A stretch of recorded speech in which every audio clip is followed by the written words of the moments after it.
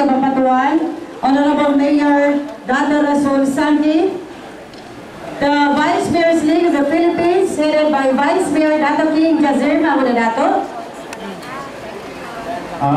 Liga ng mga Barangay, Chairman, Board Member Adnan Sipiwa.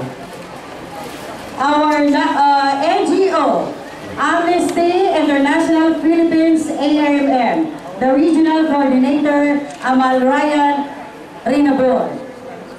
The private organizations who are here today, The provincial employees and department heads, headed by no other than Engineer Abdul Wahab.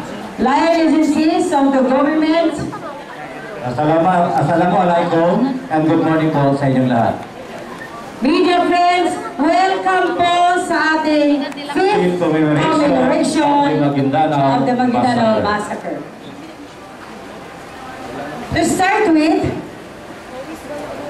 I will request everybody for the rendering of our dua by our provincial administrator for Muslim prayer, Engineer Abdul Wahab V. Tunga.